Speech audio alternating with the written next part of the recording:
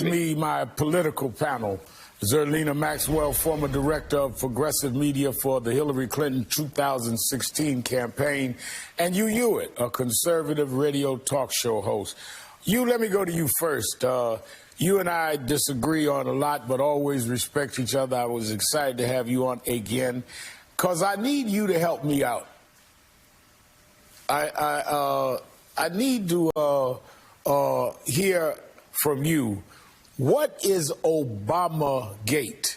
The president refers to Obamagate and won't define it. Maybe you can help me out.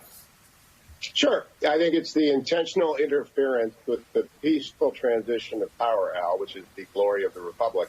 That hasn't actually happened since 1861 with Lincoln's election and the secession of the slave states. And what the allegation at the heart of what people use shorthand for, Obamagate, is did leaders at the top of the FBI, with or without the assistance of senior White House officials and others in the intelligence community, attempt to destroy the transition of President Trump and plant time bombs in his presidency. And the unmasking that came out would lead me to believe that, in fact, some people did do that. And with the direction of President Obama? That is unclear, although the January 5 meeting is going to be a subject of great interest when John Durham, the U.S. Attorney, is investigating. But he called it Obama. He called it Obamagate. You'd have to have President Obama involved. Well, you've got President Obama in the Oval Office with Sally Yates and James Comey on January the 5th. And Sally Yates' exhibit for her statement to the special counsel's office is what is the most alarming to people who think that people at the very top level of the Obama administration attempted to interfere with the peaceful transition of power. And let me ask you, Zerlina, so interfering with the transition of power is being concerned that Michael Flynn may have been talking to Russians, who said himself and pled in court that he was, in fact, misleading when he told the FBI what he told them about his conversations with the Russians. There's no conspiracy if the allegations are true. Michael Flynn admitted that he did what is alleged. Obamagate is essentially a new birtherism. It's essentially a shorthand for trying to be opposed to Barack Obama on every single front because he is a black president. I think this plays into the part of Trump's base that does harbor discriminatory feelings towards black and brown people. And that is shown through his policy and their support of that policy. And so Obamagate is just another distraction. It's just another birtherism, Rev. And it's completely unacceptable in a moment when we should be focused on the pandemic and the dead Americans, in a moment when Trump is incompetently handling that pandemic.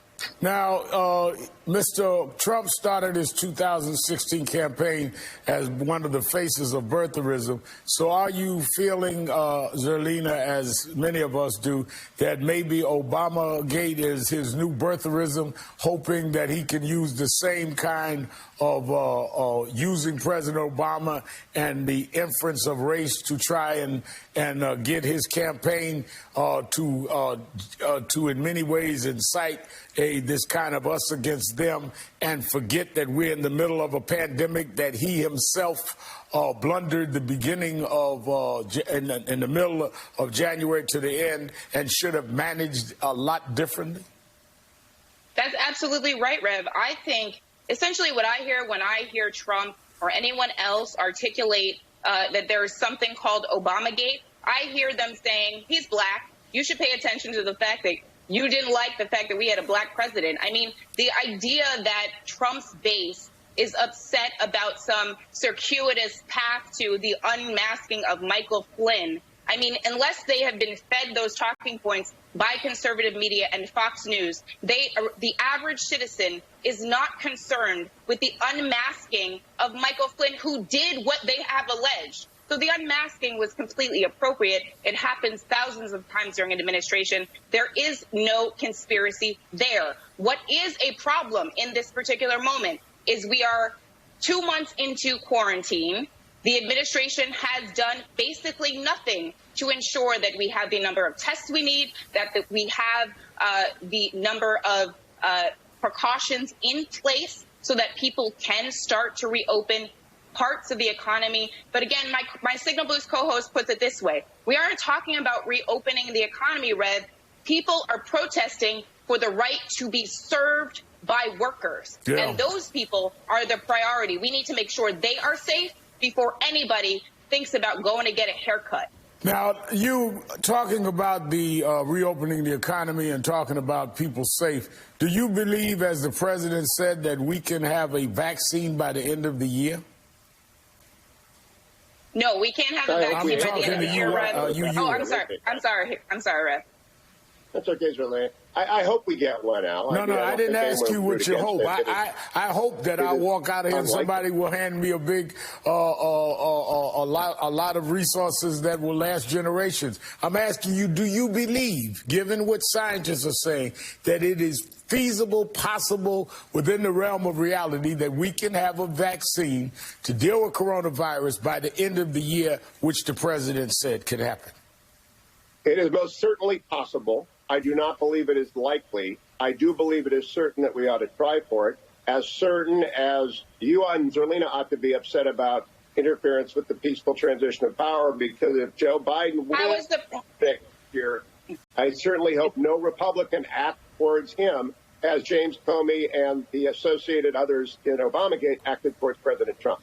Maybe you and I are here in different programs. I think what we said was, when you referred to this whole thing with Michael Flynn, that Michael Flynn had pled guilty to it. That had nothing to do with whether there was a peaceful transition of power. Michael Flynn said that Michael Flynn did what he did. Michael Flynn said it, not Al Sharpton. It's going to be a shock. It's going to be a shock to the MSNBC audience, Al. But a lot of Democrats do care about the rule of law.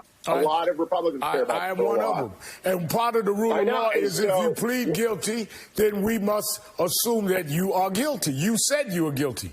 Al, you are the original justice activist, right? Due process matters. If exculpatory information was withheld from General Flynn, as it appears it was, he did not need exculpatory evidence to say that I did what I was accused of doing. He knew the exculpatory evidence. If it's proven, as it appears to have been proven because the Department of Justice agrees, that it was withheld from him, would you not agree that he must have that plea withdrawn back? No, I think that if anyone had exculpatory evidence on anyone that was not put in, that would not mean that someone would therefore say that I committed a felony that I did not commit. That's my answer to that. Thank you for being. I got to leave it there. We're out of time. We will certainly pick this up, you and Zerlina. Zerlina Maxwell and Hugh Hewitt, thank you both for being with us.